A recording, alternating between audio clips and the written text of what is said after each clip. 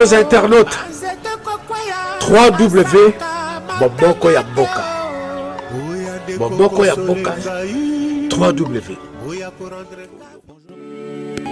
Matanga esi la kambango epa ya bapaya tala ndenge bapanzani kasi pa bakolo na yango ate bopesa ngata.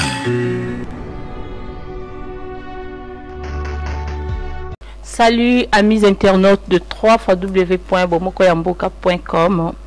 Très heureuse de vous savoir nombreux devant vos écrans pour le compte de votre émission spéciale hommage à Papa Wemba. Voilà, comme vous le constatez, je ne suis pas seule sur ces plateaux. Je suis avec ma consoeur Julie Baleka. Donc ensemble avec elle et bien sûr nos invités aussi sont là. On va essayer de parler et de rendre un hommage digne à Papa Wemba. Julie, salut. Salut Olga. Tu peux te présenter si c'est possible. Voilà, comme Olga vient déjà de me présenter, c'est la sœur Julie Baleka, présentatrice sur Bomokoyamboka, www.bomokoyamboka.com. Voilà. Et bien voilà.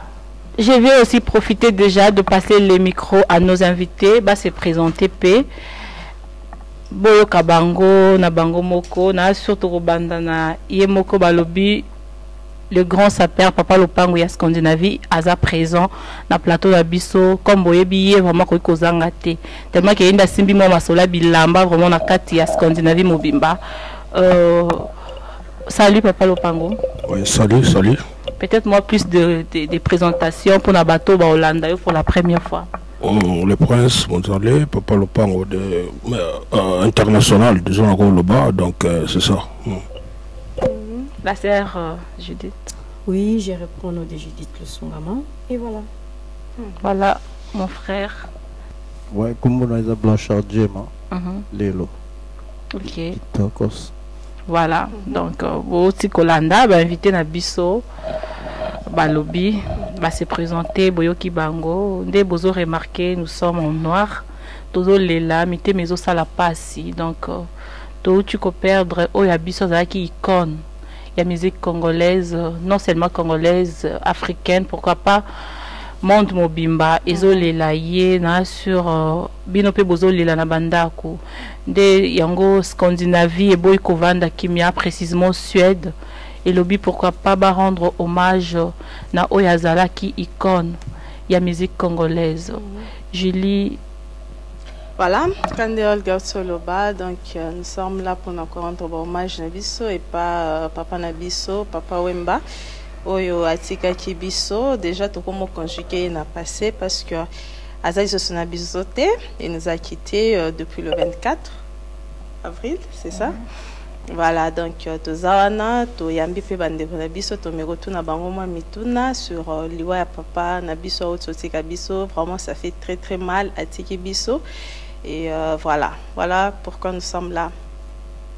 Je crois que tu as déjà invité à Bisso, ça moi impression à Bango, tu as qui Papa Wemba personnellement. Et voilà, je crois que Banana, Papa Lopango, tu me moi mituna Papa Lopango. Relation na Papa Wemba, est-ce que Oyeba qui est karanenge, tu es artiste à Bisso na ba TV ou bien personnellement Oyeba qui est au Kuta na yepé déjà une fois. Ouais, merci pour la parole, maman Julie. Bomokoyamboka. Donc, la PSP, tout le monde a biso, partout dans le monde. Bonsoir, bonjour, partout, Zobango. Donc, ngai son rôle, nous avons PSP, famille à Papa Wemba, mais surtout mes condoléances à la famille. Donc, Papa Wemba, pendant le rôle, ngai naga victorien. Voilà, le victorien. Donc, biso to ali, petit Eva. Tant on a donc moi ya don la coco ya Papa Wemba pour Papa Wemba vivre la musique am te sali biso ba victorien papa na biso King Kester MNA donc so ko yeba boy ko mona na Papa Wemba to mona ne mbala moko na kanda na kin 2015 to na Papa Wemba na kanda na kin c'est ça. Ok, donc au côté naie au travail comment c'est quelqu'un montement gentil ou comment est-ce que vous avez peut-être solo là moi ma solo kaninge zalaka. Ouais, donc ils avaient qui place na wano vendre disons na kanda ils a troisième parcelle ils a place à Papa Wemba. Donc ils avaient place na wano vendre donc yes quoi qui wana nous allons avoir beaucoup ba ngapa na bimi monika biso batabateni ningi zalaka ba petit mo ya ba memeli sanga wige petit mo boya zawana donc mon Scandinavie bon via bisi bango ke bo bisi haya otala ngai ngapa na leka ki wana na moni père na moni père ça la qui bien père a souple à trop donc tout cela il est donc on dit maté que non Papa Wemba de to ka au boudou mais père man souple gentil au sanganate. Donc par rapport à ba musicien Moussousou il est vraiment teye ma savoir il y a ma papa vraiment sur la bien très bien tout cela n'est bien vraiment ba o ba yebi na banza ba yebi ndenge Papa Wemba zala vraiment c'est ça. Donc sœur Judith en tout cas nakoloba naza mona vraiment tala Papa Wemba kotama tonga kanga qui déjà histoire aza papa souvent que bande ko kena ba répétition na ye toujours kengela bazo benga na biso mais toujours kengela kaka vraiment yoa na ye sala qui passe vraiment na lela qui même Nathalie liboso na ndima kiti mais tam na ye kotala vraiment na sur internet et comment avant mes abongo mais en tout cas ils ont ça va passer. En Blanchard, la même question, ils ont gagné ce qui moi, la relation, ils ont gardé souvenir, il y a Papa Wemba. Ouais, souvenir pour nous, Papa Wemba, il y a Makasi. Il y a Makasi dans le sens nene. Moni Papa Wemba, et ça, là, on a kokate, on a kolobate, na moment, on a dimate que ils ont tati gibiso. Moni na royo expliquer le romo boy, moni ba papa nyoso o na ba mama nyoso. Oyo ba uta na Congo na bakibu jeunesse ba koma na mikili na batan wana eza grâce à Papa Wemba pour leur ataka idéologie wana vote comme vote elingo lo badon ba marambe belé omoni azo mutu mo boy tokoloba tokobenge Michael Jackson d'Afrique Papa Wemba mais ye asali gute belé goleka Michael Jackson o ye pena tsapena idéologie au Congolais nyonso ana libanda a vivre na otilelo sap ba Congolais tout na parler na efaza na yoji amba moto azana Versas alata bien ana kara bien ba marambano nyonso za perwana siko na moment azate omoni esa moi tinande na lo babwelo na kokate mais na expliquer ga onda munga na ebiaye quand même n'avant dit na Kasavubu na le pori donc le pori na matongeza et à place moro toro lo barara mo ba tourwana na molokai e banda obetama moto anda lexa ba tourwana na ba masa to sola bana matonge surtout na lo ba mingi na bana ya molokai o ba ebi longi o ba mo ba ebi comment ba benga ngai moi je suis fou de la sape mais tout le bilan on rembonne tipo tout comme les parents mais ça passe il ne fait beaucoup là quoi. Donc on apercevait qui nouvelle wanandenge nini tu étais où babenga kio comment aux akiango Zaki juste na parlé dimanche na batongole na lamuki na rabo ou quitter Papa Wemba kufi à comprendre que na vie ça va mentir ou bien ils ont mamni ngaku na raisonner que le roi ne bat baloba poisson d'avril so poisson d'avril ti na ba Facebook na coach na Facebook na tala na monument tout bati concert wana Papa Wemba koyaki na koka pena ko réagir na nté na bengi pena batu misusu o pena ba proche po ba na manya so ba wana na Paris baza pena ba proche à Papa Wemba pour bakoli ensemble côté moi la bengi ba kokoba na tuni bon wa singate c'est normal père pena akei là na yo tala et ça lenga mo louche na koti sur na Facebook na moni batu mo ba ko ma botika ko déstabiliser komba mutu aza grand artiste botika ko marambe belé na bi c'est qu'ils ont le quota après mo na YouTube na koti na yo tala na Kofi aoloba azaki bien te vi aolela mais au moins na te ka aolela mazolela pena wana na ko confirmer que sincèrement père aza sauté. Voilà, sincèrement, Père Azali sauté, vraiment, ça fait très mal. Azali Soso na mchilio yote, donc atiki biso, papa lopango, yo pour pesa, oyebisa biso na nous comment, sangwane komela kyo ndenge nini, yo po yo kakiango sur internet, babenga kiyo, et puis ça la kyo ndenge nini. Non, mais nga ko tunga ina madame na téléphone, to solo na madame na ngai, bon, omulika ni salaka.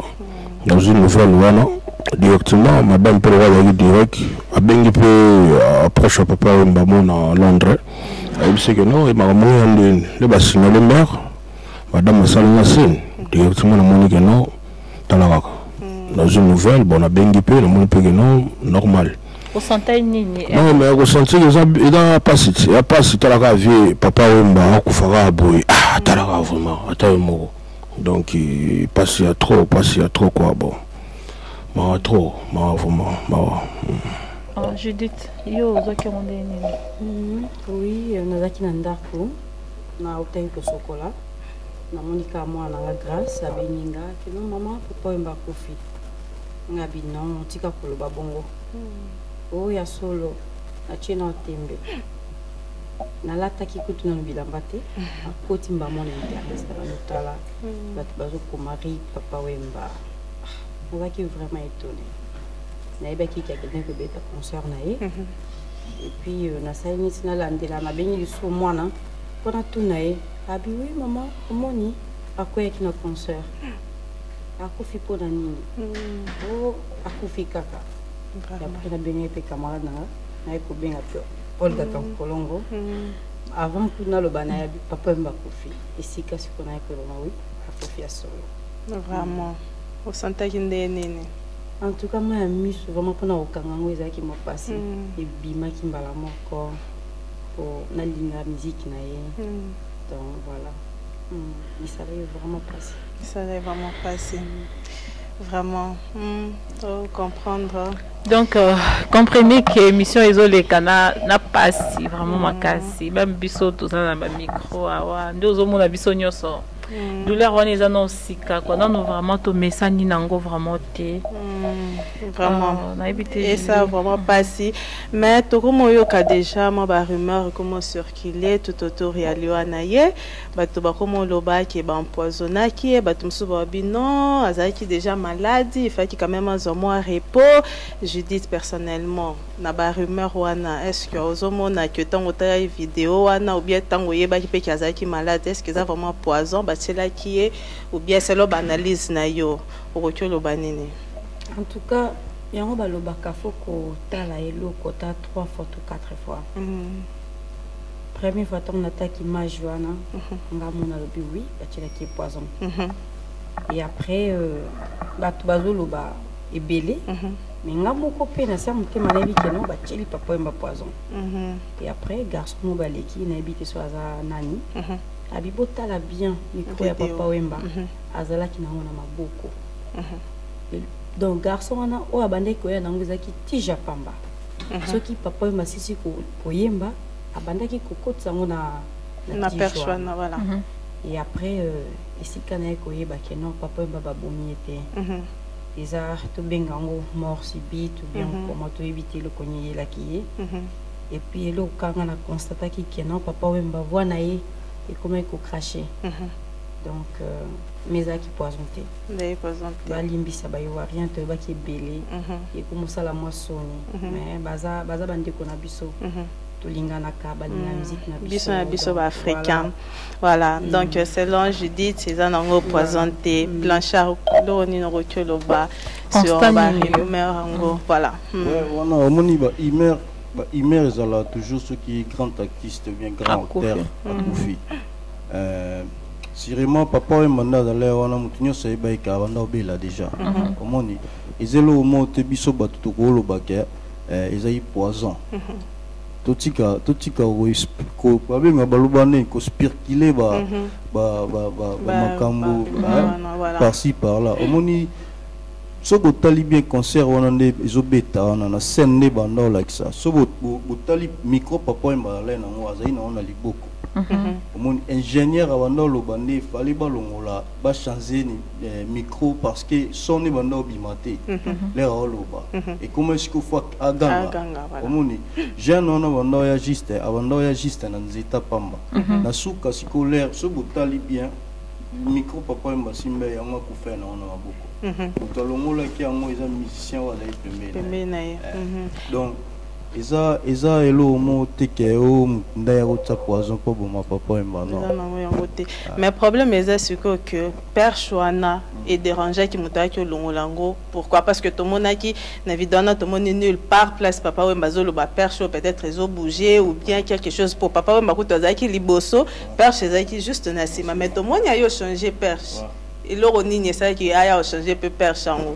Bah, on peut aussi suspecter que Père Chango, voilà, tu vois. Ouais, on va comprendre. Moi, si on saute tout à bien, moi, papa Wemba na bazaki donnant le bas, azaki artiste mo boy, azalwa, tozo était le roi lui pendant nguba, aza grand artiste. Au moni, yemo kuto ndoye bate ki munena ale na olera ki na vie. Mais là, si ko azate ki munene ne monani, président na monde ba ole lai.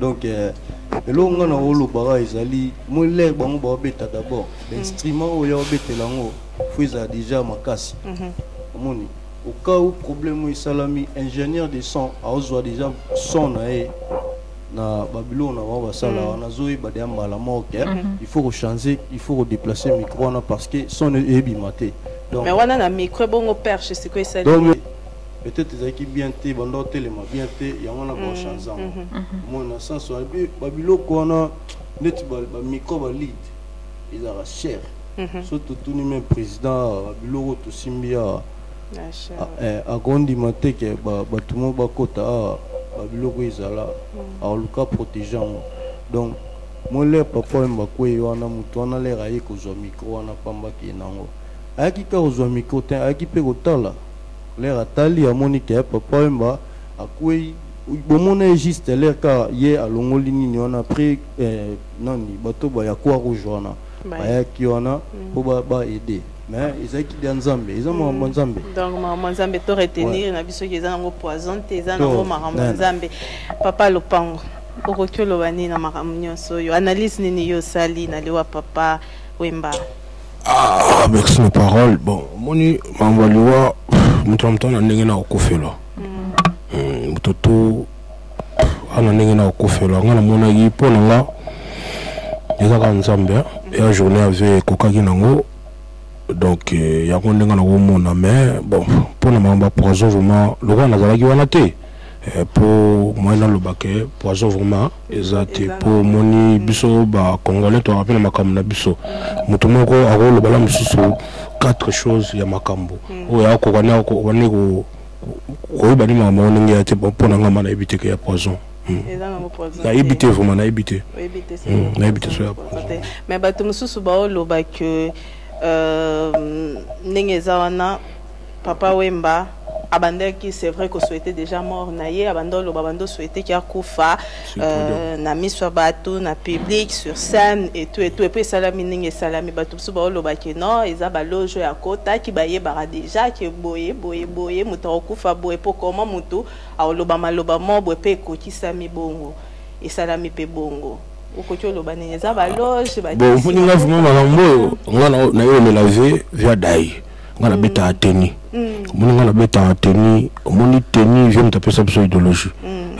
donc moni idéologie teni za ma mususu ngana mamba liwa ngana docteur te ngapena Nzambe te bon donc comme nous avons mama Nzambe on peut ngaka ya mamba ya Nzambe quoi ngana bika que no ve accepter sur idéologie teni molokai biso to bana vivre ya Victoria donc vivre la musique mutu et ça là que biso faut deux ala comprendre donc là teni idéologie vie na bika que via daï souci à trop pratique famille à tiki pe biso bon c'est ça mais ma poison ni vraiment franchement wana yebite voilà vraiment na rota commentaire te le on a ébélité quoi voilà merci d'accord na évité Judith, selon yo, au monité que ceux qui papa Wemba, par exemple, circonstances où on a eu salamaki à Paris ou soit na Europe, touré cause anaye. Moi négligence mon robot était au beau remarqué pour n'avoir premier soin ou ils a qui vraiment et puis ça m'a quitté comme il faut. Effectivement, les Camerounais ils ont vraiment ya solo. Pourquoi rouge bazaki wana? Tout le monde aide mon côté. Pour tout le monde a même son même na train. La formation on a batum soit hasard médecin mais azwa la formation marquée voilà. Et surtout quoi rouge na mona qui et le quoi surtout en Afrique comment ça la soni. On soit hasard médecin mais balati lamba. Pour tout mon côté à ça qui est fort à ta bouche à bouche ou bien massage à cardiaque ça là qui en côté. Donc la première soin t'es mazwa qui n'est en côté on a la mona qui a qui négligence. Pour ceux qui vraiment qui na niveau poto même sous papa quand cause là au réanimation pèse à la carte et sauva peut te belé mais si quoi yo papa mbeza la quitter donc à mon niveau vraiment il y a une différence Afrique na Europe voilà ça c'est vrai et ça lui passe na évité Blanchard ce que vous en avez par rapport il y a Madame Toucholoba et en plus pour plainte ils a porté contre l'organisateur il y a un festival wana par rapport il y a aide wana au mutu à cause de la so quand même pour organiser le quoi bongo faut quand même mettre maramnios en place de façon que au cas où comme quoi bongo et salami vous avez précaution mais selon yo Monique Ezala qui ou c'était comment so totali pena bien comme on a déjà l'air quoi au salon il y a na monnaie de quoi rouge on a kotaki na ebe kaka au salon et loko au idée mais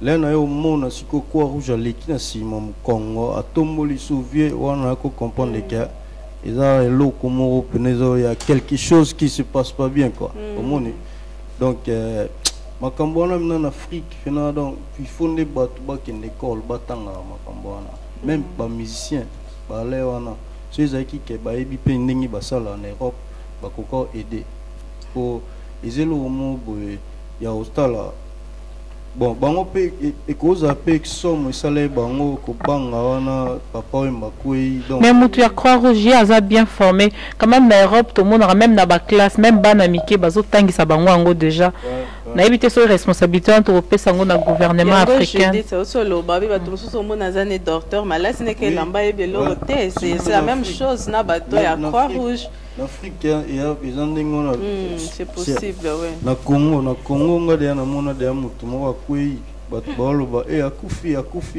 ole ba kende ba aider mutu ba telema ba tala akufi la même chose aussi na katiote na conseil papa Wemba il y avait d'autres gens qui criaient il est mort mais attends bon on va déjà qui akufi ou comment ouais le problème est qu'on est batunde monde en Afrique pe ils a pu passer à autant monde en Europe mutunyo sana capacité wana ne latina mutu ki autant va futumbongo chaque mois mais ce que bloc wana ezanga en Afrique donc ils a faute ya peuple ils a faute ya politicien na biso ngakoloba pour ba politicien na biso so ba salaire que école ezalara offert gratuit pour na mutunyo so na ngamona ke ba jeune wana ba nyabaza na capacité ya koyeba makambo nyoso biso toyebi o epesi batukanda epesi batukanda po komona mutalali bongo bozi susu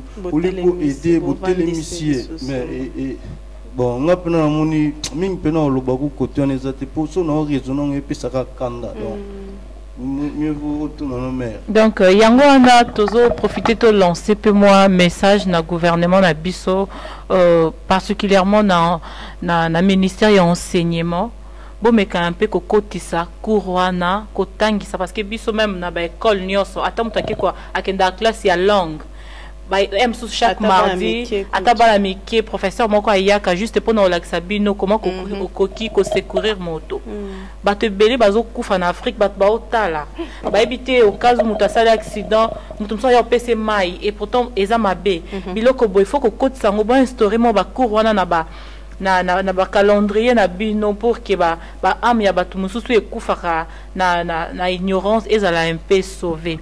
Donc Julie na évité soza mettre. Voilà, Olga de Jo Lobignon ça, Blanchard toyebi posera musicien. Moi nzembo nini oyo penza et papa Wemba et sepelisaka yo to ekota yo vraiment peut-être moi capella pe ça la bien na bato ba Olanda biso voilà. Tu vas nzembo nyonso papa Wemba ça la plaisir. Il y a un peu côté esprit et kemi sanga na boye. Nzembo tout album mais tout dans les langues fort. Moi nini ko tu sais moi capella ça quand même musicien. À terme qui et ça la bien. Donc le bon gars ça la capella. Oui. Mais non cogatin. T'es forcé kaka. C'est donc comprendre. Bobi ba yembara moye ba la moye mina loyembo. Donc c'est une façon yo ko ki olela e. Afrika mokili mobimba toneli. Papa Wemba. Na yoki ba beti kokoko. Na tuni nine. Sanga ya mawa. Ewuti na Abidjan. Papa Wemba ekumani apenaka nde mosala e liwe ekuti ekuna bana moloka imawa nzambe ya motokela Papa Wemba obotoli ye biso kaka boya voleur biso mawa baletika libolele mokumbi masuwa yarakeye Papa Wemba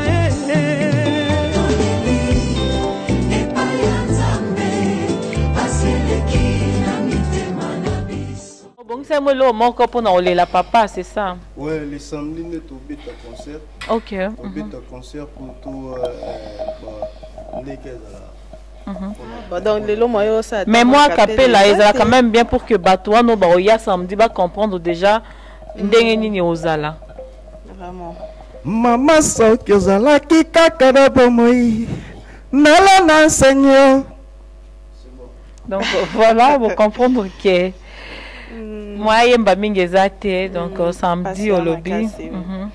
Tout le monde papa lopango donc to kokate ba pièce betami makasi donc papa Wemba lokwa pe da yimto ba pièce vraiment tata lopango. Donc nous c'est ça idéologie à papa Wemba les cours yaka. Yo ebika mais mon niveau albayi que non ni encore c'est ça le bayi masolongo bolé la té mais voix tabak. Ya mboni biso beti na biso po via ki koloba qui tendi ta monde ba de garçons bimi impérial bimi aux habilés ba papa ça na bana te au solo me quitter mbona salaire bana ba kola nzala donc c'est ça le problème. Mais tu occupes ko yeba so ki olatini te ko te lelo bien que na dans ces cabana te boni lelo to lika mama le bela matanga ngala biti impérial ou un pourcentage impérial donc ngambo na ngo na mboko bon impérial donc yebi mbati ils ont comme des garçons ça peut tout à fait comme des garçons donc na katina na cavali donc des gens donc ils nous bon qui sont bazo ba donc on finit quand on a 5 personnes vous a bolangette donc c'est ça quoi ya moni mamango ikende ka bongo chapeau que tu m'emballes le bien tu vois il bon mon nakaka vous avez biloko maya qui m'a tête là qui m'a fondé oui ça m'a sauvé Papa Wemba donc on est là bana vivre la musique à Mobimba bana Victoria Nelson bah y a tout au bout partout dans le monde bon là net biso poto là na souhaite ba vient na biso pe ba la rappeler awa na passer peu message bon ba rappeler que ba na molokai bana vivre la musique donc bon la vie na mona bo bougeter na ebité so boze la nini boze la nini talaka to na matanga il faut de manifester quoi bana basi bangoyo ba olela papa Blanchard Dieu mazana bo moko mboka ba olela na moni pe donne Bibiane Diamant Rita Nzango la japonaise ba olela donc partout ba olela donc on olela ga no bana Suède bana Scandinavie to tellement yango donc maman na passer message moni yango le ba mingi te pona na pasi ya olela quoi yo yebi vraiment je dis tu es peu que ça nos musiciens mais quand même attends moi loyer moi muke à Papa Wemba en tout cas banti mbonyo na lingaka ils a tellement ébélé mais nzembo na lingaka bon ba mon nango les amo passi mais Gile maso ebisa kina masiki toko C'est Koya. En tout cas, dans les lignes Vraiment. Tellement. Exactement, belle. Nyon so lingango quand même. De ce Vous pays quand même. Vocal moko ya Matebu. Matebu yokangai mobali na yo na kobelela yo na kati tour de ferry bisengo bong bong bong. On a roulé la mingi, tu vois les 5 à baisser. Tu sens que vous on a ouvert Kinois. On a suivi les musiciens, on a mabé. On a repris ce cours pour un petit val. Comprendre, on a repris ce cours à chambre, on monte le barato pour toi en forme. Mais dès que tu mets ta forme, tu as une oreille musicale. Donc, il faut que ça n'attire. Tu as complet partout, quoi. C'est ça, mère. Tu vas sentir vraiment. Donc, mon collaborateur, c'est le mat, tu relèves un peu, tu relèves. Tu relèves, ma bête, tu repères ça cours. Ouais, tu es occupé à disposer avion pour mes bateaux. À 500 $, je crois. Non, il y a 300 €. Moutounio soit linga kende en plus de qui gouvernement congolais est indi avion pour mes bateaux. N'habitez ceux qui vous a quand même intéressé à kende na Congo.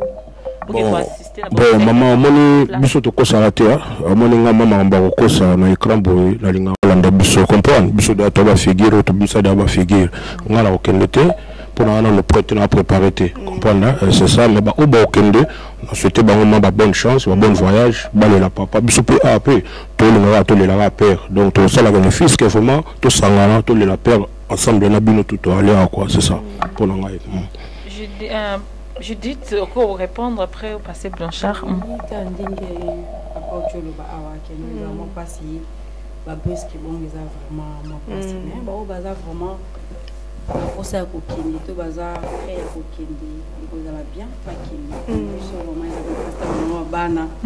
C'est ça, oui.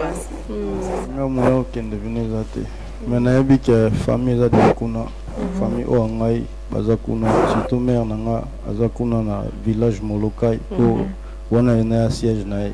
Vraiment. Naïbi qui a la paire, Namo Picoto na Ali dans les la paire. Tu n'es pas un cocaté.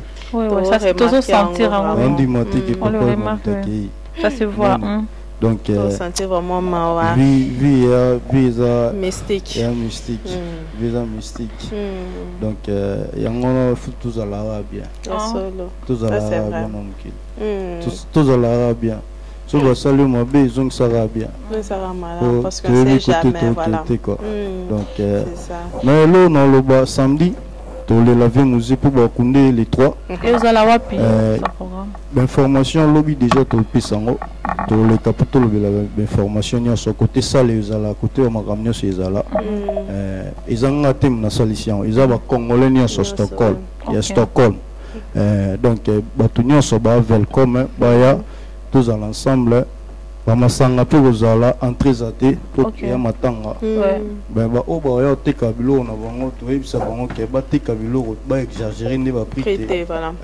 Donc ils en ont niveau moi assez pour nyoso ko somba malgré tout ça to foutele en bongo mais les tokuta boyaka tokuta entrée d'Afrique quoi il va fruit donc il va faire donc voilà c'est bon moi comme beaucoup kozala donc c'est que biso pe nyoso to kozala vous comprenez que Blanchard tellement qu'il y a un peu donc à côté à accueilli donc voilà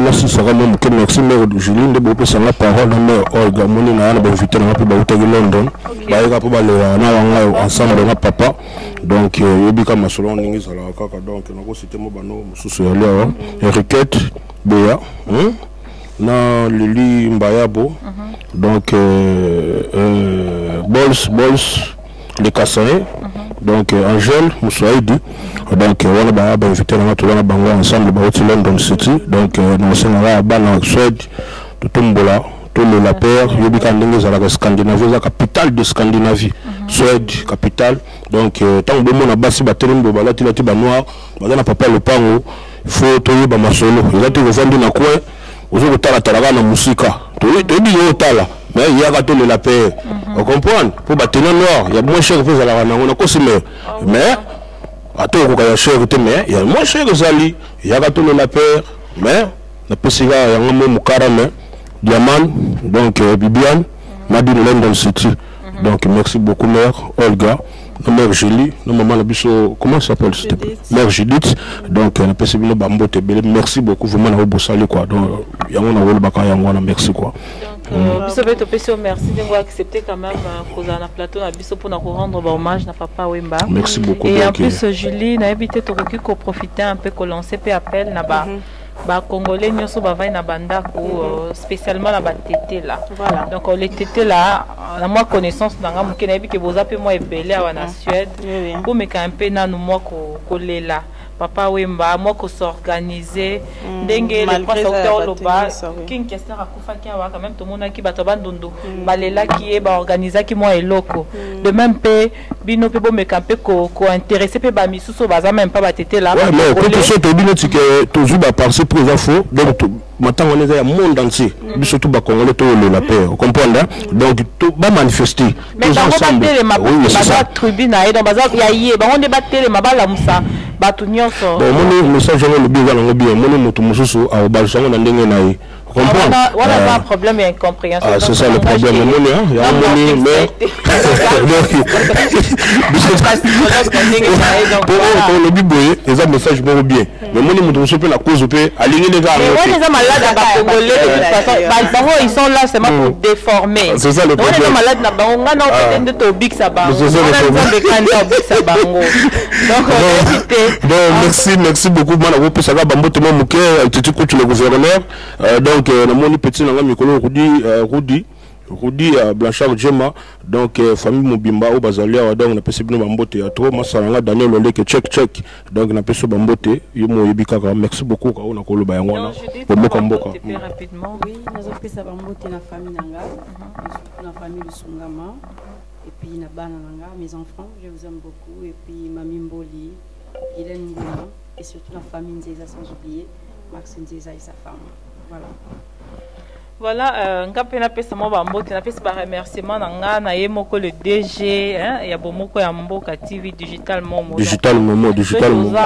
grâce na ye donc ni ye metovandi donc sans ye vraiment musaleza okufa Scandinavie là li vraiment pongia ba bébé donc voilà vraiment faut tout reconnaître on a kutu on ya solo ça y est vraiment Scandinavie ko là la pongia ba bébé donc to pesi donc comprendre que non à moment za la mai ata osokoliete okomela ye donc voilà atolinga ka etene na puzo ta bomoka mboka bateni mais au monde to aller international bomoka mboka donc là c'est partout dans le monde on comprend donc international on monga mikolo le sous papa le pango de Scandinavie tu vas comme bien papa le pango international donc on a international monde entier donc il y a le bamingi ya teri Tanzanie la japonaise yemo diamant na mopanzi donc tema Munzale donc papa le pango mère Julie na olela donc la japonaise spécial bambote babi diamant ya papa le pango donc Bibiane babi donc London na katia sud na boza vraiment ba bienvenue et là je vois Aigle Michel to spécial pembote